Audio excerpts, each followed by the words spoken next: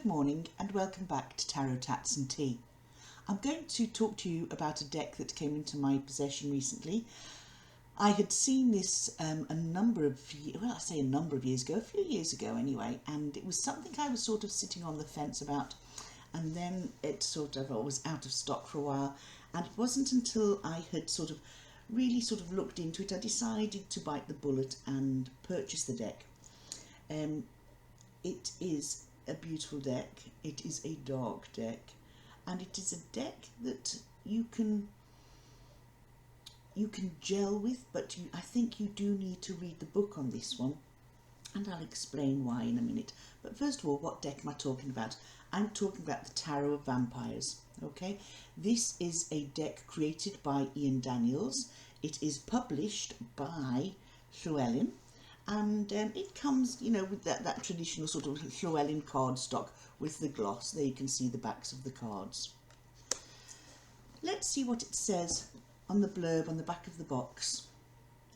Embrace the night. As you succumb to visions of blood-red roses and feel the impassioned rhythms of your feverishly pounding heart. The vampire legend is rooted in darkness and seduction, yet its eternal message is one of spiritual hunger, to taste the divine. Featuring Ian Daniels' richly evocative Gothic style artwork, this hauntingly romantic deck is a tool for spiritual awakening. With it, you can plumb the depths of your inner shadows and emerge in the radiant light of truth. Inspired by the Rider-Waite structure, the deck shows the Fool, Priestess and other traditional figures, while the suits bear the unique names that call forth the mysterious and the macabre. Sceptres, grails, knives and skulls. The companion book provides detailed card meanings, creative exercises, original spreads and instructions for creating your own vampire character. The box it comes in is one of those very sturdy sort of clamshell boxes with magnetic fastening, and the cards sit in a centre tray there and have a ribbon so you can pull them and the book out. It's lovely rose art. What's the same design that's on the back of each of the cards. So first of all, let's have a look at the book. I have had a look through this. I just felt I needed to know a little bit more about it before I went on to discuss it with you all. So again, we have more blurb on the back of the book, and let's have a look and see what that says. Surrender to your spiritual hunger. Step into the rapturous world of vampires and let your imagination reveal hidden truths. Amidst darkly alluring images of coiled serpents, bared throats and glowing eyes of fire, you descend into your deepest shadows. Only then can you arise to the radiant light of the divine. Discover powerful ways of using the Tarot of Vampires with this practical companion book. Enrich your experience with profound interpretations of all 78 cards, guidelines and tips for effective reading, unique spreads, exercises to enhance your intuition and understanding, and instructions for creating your personal vampire profile. The book is called The Phantasmagoria, and if I'm not mistaken, I think at some point this was actually available on its own. I stand corrected there, but I know that I had downloaded it onto my Kindle. I'm sure I did. Anyway, I'll have a look later on at that. The book is quite a chunky one, and I have to say it is full of information. It is very explanatory. It covers many areas, too many to really discuss while doing a walkthrough of this deck, but I'm going to go through enough to give you that morsel that might make you decide whether this is a deck for you. So, as I say, it's the Phantasmagoria by Ian Daniels, and Llewellyn Publications are the publishers. Ian Daniels is a professional painter and illustrator. He has produced artworks for gallery exhibitions, book jackets, fully illustrated books, and numerous other projects whose themes include fairy tales, dreams, ghosts, and vampires. I've marked a few things. I've put little markers in here because these are just things I'm going to point out and not to go too in depth. What I liked about from the off with this book was the way it was introduced almost through storytelling. So part 1 is Phantasmagoria.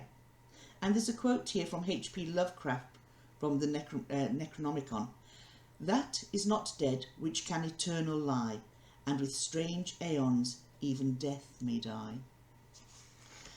And it starts with an introduction in the background, which I'm going to read you the first paragraph of, and you can see how dramatically it's been written. A dark and stormy night. Lightning slashed violently, shredding the black sky. Thunder raged and roared, blasting the dark mountains. Wild winds whipped the surface of the lake into a frenzy, and the rains lashed like a phantom, savage, ruthless, and bitter. It was indeed a dark and stormy night, when a gathering of English literati agreed to each write a tale of supernatural horror. The group had gathered in the summer of 1861 at Villa Diodati in Switzerland, close to Lake Geneva. As the storm thrashed outside, Lord Byron, Mary Shelley, John Polidori, Percy Bysshe Shelley, and Claire Claremont recited haunting poetry and ghost stories. It was not only the blood-curdling wail of the night that chilled the blood and set hearts pounding. The stories they recited came from a book, originally written in German, that had recently been translated into French. This book was called the Phantasmagoriana, and because of this gathering of writers and poets, it has a significant place in the history of English literature.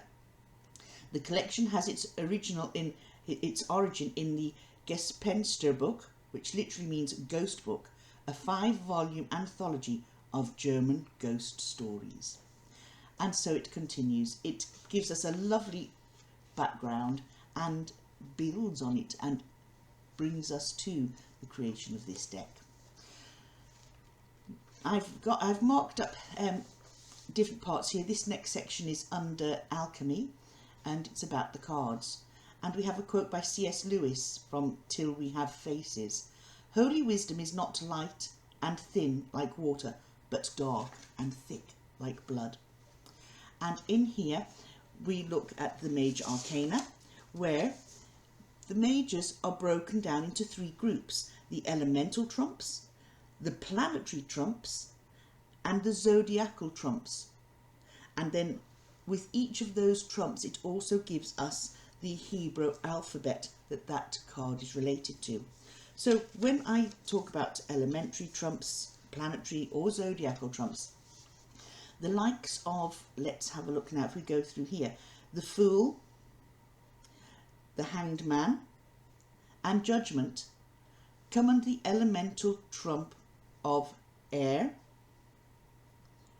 water, and fire. So you can see how they've been broken down. So they're under the elemental trumps. Planetary trumps are the likes of the Magician, the Empress, and the Sun. And they come under the planetary trump of Mercury, Venus, and the Sun. The Sun's under the Sun. And then we have the zodiacal trump, and examples of that would be the Emperor, trump of Aries, Justice, the trump of Libra, and Strength, the trump of Leo, etc. And it's all set out in a table, just like that. Now, moving on in this book, we then come to an explanation here that I thought was really good on the court cards, because sometimes, although every book covers the courts and gives the mean, etc., there's a special part dedicated to the courts here. Now, the courts in this deck are under the titles of Daughter, Prince, Queens, and Lords. And whereas we usually have that, you know, them in that order, we sort of go sort of page, knight, queen, king, or daughters, princes, queens, and lords. This works backwards. It goes lords, queens, princes, and daughters. So the daughter is at the back, and there is a reason for that. Let's have a look. The lords represent the fiery, active, bold, and dynamic aspect of their element. Okay, the queens, watery elements of their suit concerning emotions. The princes are the third level of creation, and like the air suit of knives, stand for intellect, conscious and thought. So as we see, first level is lords, then queens, then princes. Now the fourth level are daughters, and they're the earthly aspect of their suit as the final step in creation. They are the material form of everything that we see around us and our physical being, and our physical being. Okay, all three of the energies of the previous court cards are embodied in the daughters. So we've got all the energies of the lords, the queens, the princes, and their own daughters. They embody all the energies of those cards, and they're the fourth level of creation in accordance with this book. This goes on to give you a lot more of an explanation, but that is just a very brief look into the courts there. This book also shows you how to use Kabbalah and Tarot, and within that it goes right through everything with your diagram, your explanatory diagram here. Moving on now, we've got a section here that interested me, and it's getting which card you have in this deck that is representative of your astrological aspect, your dynasty card, bloodline card, vampire court and vampire clan. So I highlighted mine down here at the bottom, and so you find your date of birth and which sort of period it falls in here. It gives you the astrological aspect, which we know it's Libra. The dynasty card is justice. The bloodline card is the four of knives. Yeah, so that would be okay. Our vampire court is the Prince of Grails, and the vampire clan of the knife. Well, that's very interesting. So, albeit that's there, it'll be nice to go back and read more about that as I go forward with this book. We then come on to the major arcana. Now, the major arcanas have about 5 pages dedicated to each card. It is broken down, it gives you the sort of title. So we look straight away, the Fool.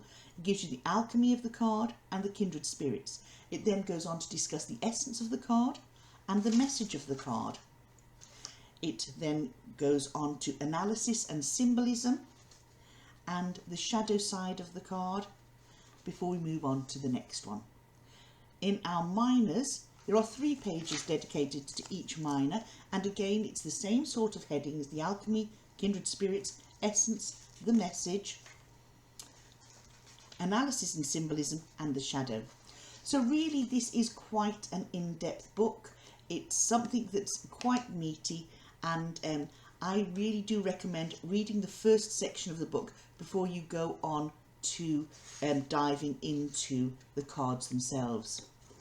It just has quite a lot for you to digest, to be honest. So we're going to look at the majors first.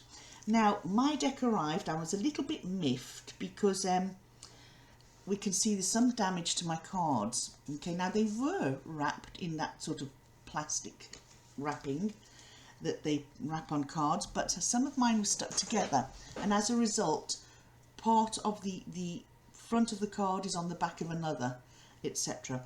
I'm not going to go mental about it. I can't see the point, I can't be bothered going through the whole process of sending it back to get another deck, but I will drop them an email to let them know that this has occurred. So here we have the Fool, and what I like about this Fool, I'm sorry the light there is shining on the card, there are ravens above him, and you can see his arm is mirroring the flight of that raven, and as such it looks like that Fool is going to take off and fly and just be free. Here's our Magician. Now when you look at this deck, you'll probably find that you can recognise some of the minors within the majors, that there do seem to be links, and it's quite fascinating that when you get to 2 cards that look similarly, how you can link the 2 together. There's the priestess, and it's just priestess here, not high priestess. Our empress. Now there's something quite, not, I wouldn't say startling, but I would say interesting about this card. And you'll see this in just how it's linked in other cards. Now, to me, this this empress does not look the happiest of people. And I thought to myself, well, she's sort of not epitomising growth and nurture to me from my point of view here. So I thought, what can I see about this card that gives me those empress vibes? Because I suppose looking at a shadow deck, looking at vampires per se, they don't sort of fill you with that feeling of nurture, growth as such. However, when I looked closely at this card, we have the orchard, the apples in the orchard growing above her. On her chest, she wears a pendant with a green heart. And green is growth, is nurture, caring, earthly. She has a rose in which she holds, and it's like as though she's nurturing that and nurturing its growth. So all these come out at you when you study the deck. But then we move on to our Emperor. I'm just putting our Empress to one side for a minute. And here our Emperor is, I wouldn't say he's crushing the rose, but he there has the rose, but he's certainly holding it in a manner that is a little bit controlling, that this rose is here, it's mine, it's going to stay here. And there is an air of fieriness about him, where we have the green apples of growth above the Empress, we have the red above the Emperor. I am so sorry about that light.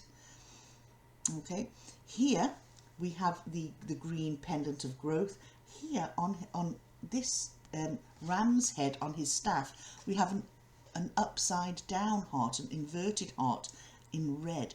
And to me that's, okay, passionate, but potentially dangerous passion, controlling, and a little bit wanting things his or her way, which could explain the sadness on the Empress's face. I could be making all this up. It's just something that, just looking at these cards, came to mind, and I thought, wow, that's quite powerful. So moving on, here we have the Hierophant.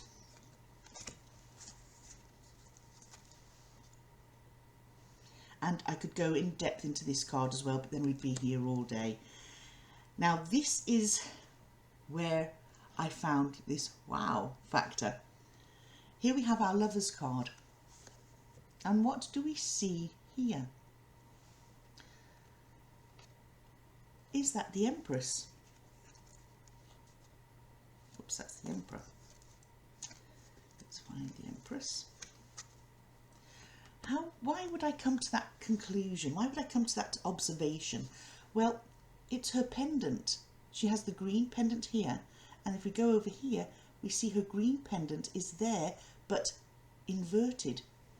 We have the dark hair, and she's with someone that you can either describe as a lover or a victim, because she's a vampire after all. And the victim here wears the red heart with the heart upturned. So has our Empress suddenly become the manipulative one, the inverted heart, the biting here of the neck of a lover or victim? And we have the rose there, but we also have the death head moth. And that is, there's so much passion in this, but it's almost, they're both asleep, and they both look so much more at peace than she would there. So do I feel that that's possibly our Empress playing a dual role? We have our Chariot.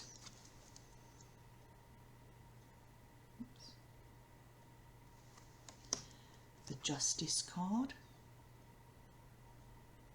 Sorry that these are out of order with me just dropping them. Move into the back. The Hermit. The Hermit, okay, reminds me a little bit of our Hierophant, and I'll tell you why now. They are both in cloaks, wearing dark cloaks, and you can't see the face of either, okay? So what I'm wondering is, there are many cards in this deck. We think, oh, that vampire reminds me of the vampire on such and such a card. And it's sort of, because this is the sort of journey of man, isn't it? The life of man, the journey of the fool.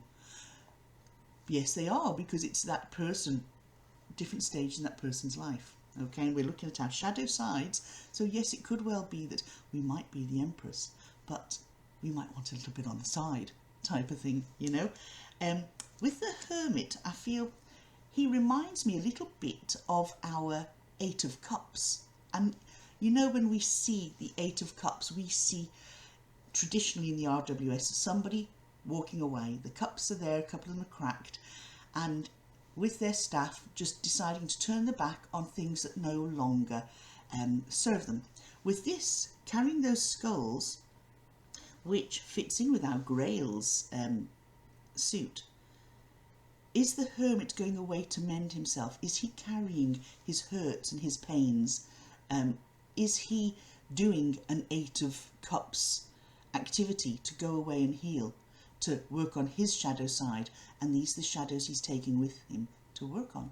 Are they people who have fallen by the wayside and struggling with their own shadows, and the Hermit, the person or the querent, gets this card, and they are the light, taking with them those that need to heal?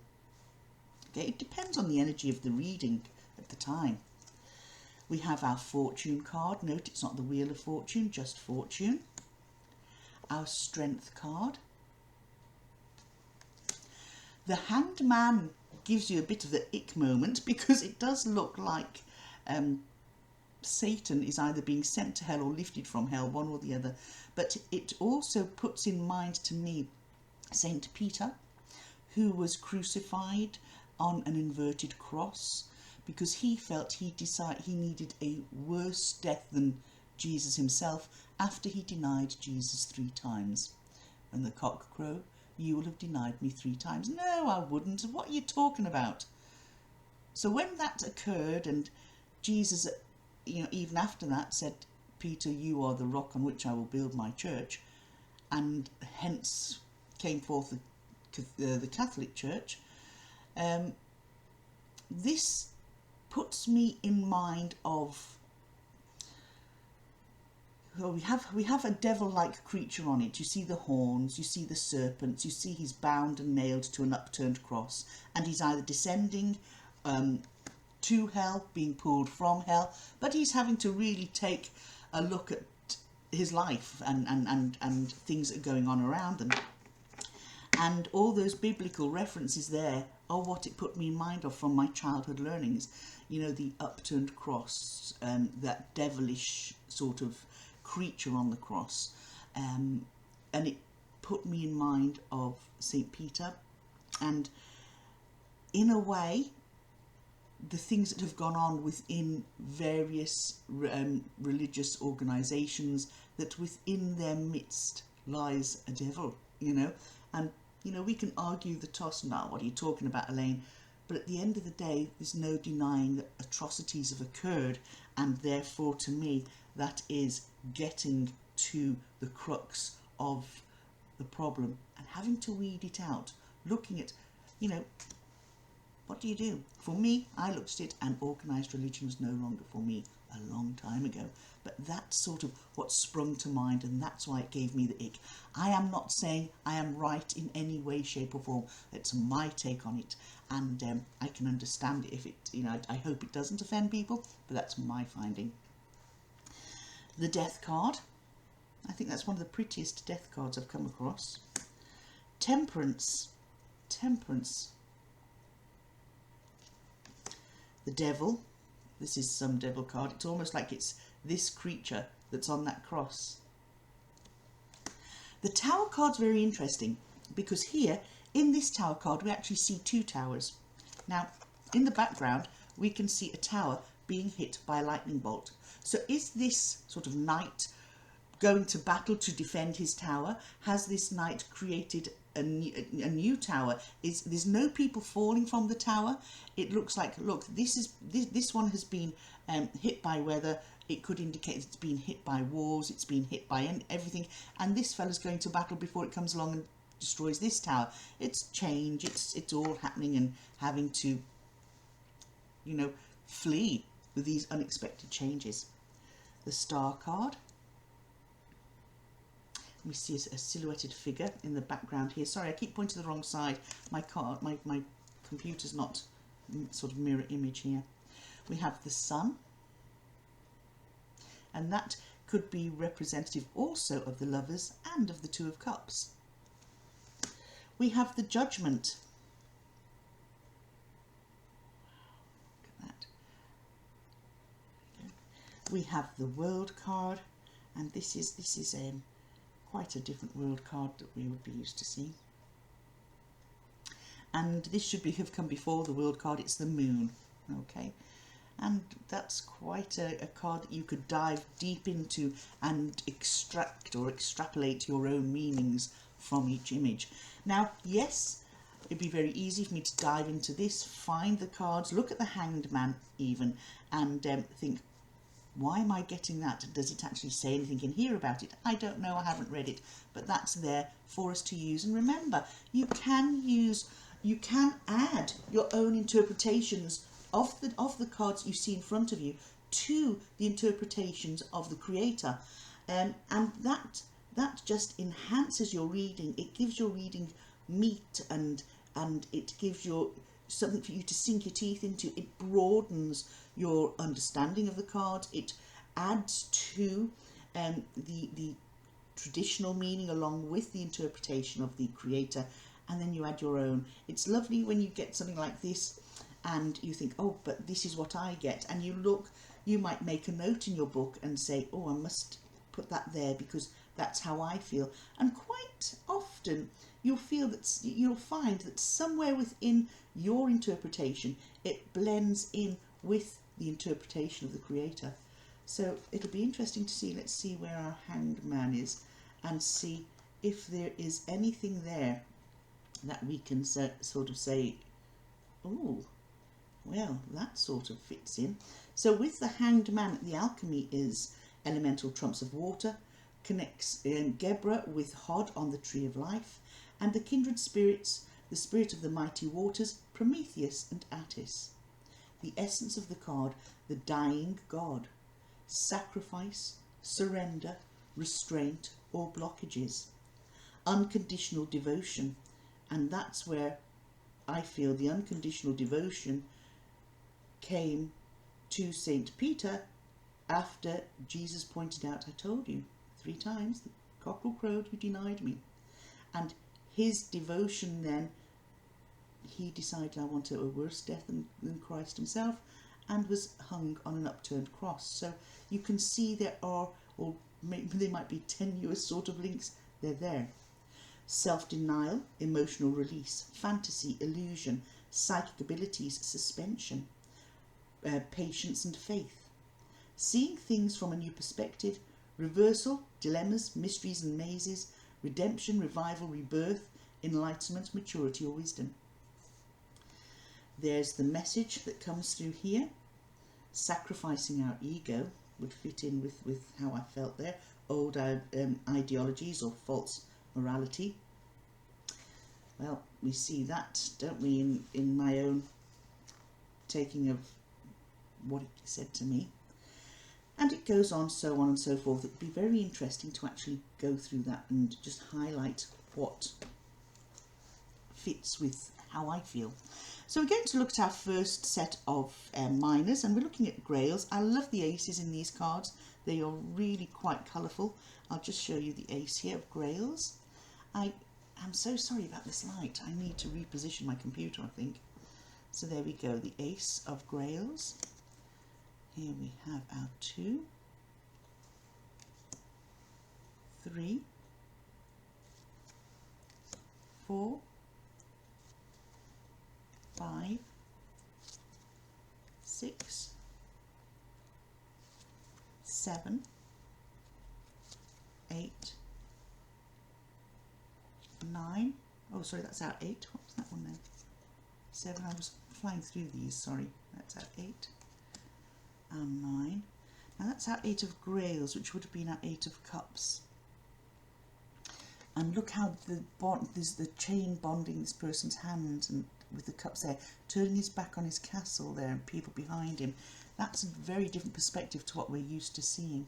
Here's our 9. Our 10. Now, I need to put these in the order in which they are. So we have our Lord, our Queen, our Prince, and the Daughter. The next minors I'm looking at are the Ace of Skulls. I'll just pop these in the correct order at the back again. And here's our Ace. Fits in with my wall in the background. 2. Oh, you can get so much out of this 2 of Skulls. It really is quite amazing. Skulls would be our Pentacles. 3, 4, trying to get a clear picture, it's very dark. Our 5 of Skulls. 6, 7, 8. Reminds me of a scene from Hamlet. 9, 10, Lord. Our lords all appear to be on horseback and charging around the place. The Queen. Queen seem to have familiars with them. Our Prince and our Daughter.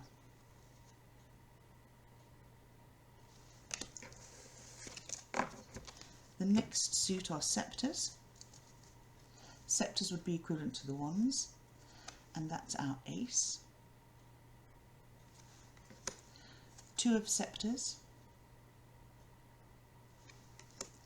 3, 4, 5, 6, 7, 8, 9, 10, Lord, Queen, Prince, and Daughter. And our final suit are the knives, which would be equivalent to our swords. So just bear with me. There we go. So here we go. Our Ace, 2 of knives, our 3, and our 3 is quite a sad looking card, to be quite honest with you. There's our 3. Blood on the sword there, on the knife, where she stabbed the rose. So something's not gone right. Our 4 of knives. Now 4 of knives again is very different. 5 of knives. This puts me in mind of the first 5 of Grails, where we saw some sort of demon sitting on the stomach of the woman who's lying prone on the ground, and this time it's like we've got some sort of angelic being looking over this person who is there, succumbed to battles really. 6, 7. Here we go with our 8 of knives.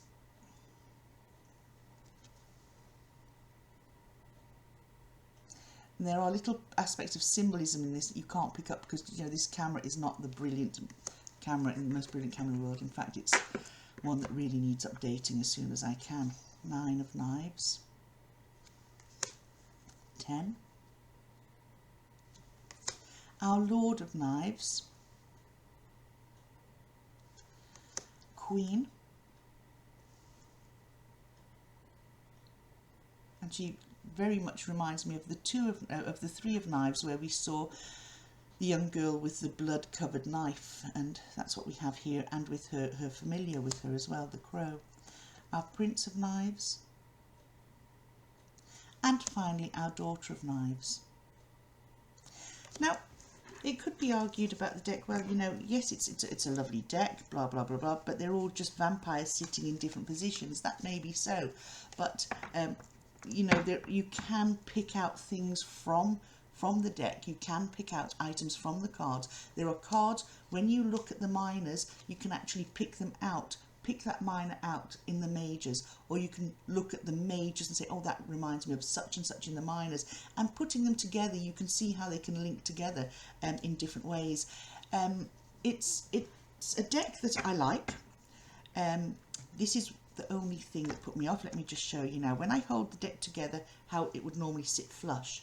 Mine's not sitting flush, because whatever's happened to the deck before it was vacuum packed, it's been damaged. You can see this dark patch here. You can see the cards don't sit together here. So that is a bit irksome, but I'm hoping it doesn't put me off reading them, because I don't think it will. I've had cards that have been slightly dinged in the past, not marked like this, but it's one of those things. I'm quite sure that it's just a one-off, and I wouldn't let it be something that puts you off this deck. So how do I find it generally? Generally, I find it a deck that's it will put you in touch with those inner feelings. I was very surprised at how the Hanged Man affected me, and what came to mind immediately. It was almost glaring me in the face that, you know, we have this demonic looking being on an inverted crucifix. The inverted crucifix immediately put St. Peter into my mind. The demon figure on it was almost like the infiltration of immorality, of deception, of abuse, and a variety of other things within a particular organised religion. Sort of made me think, yeah, that is, they need to re-look at this, because the day will come where they're all going to fall off their you know, the pedestals that they've put themselves on, and it's not going to be nice.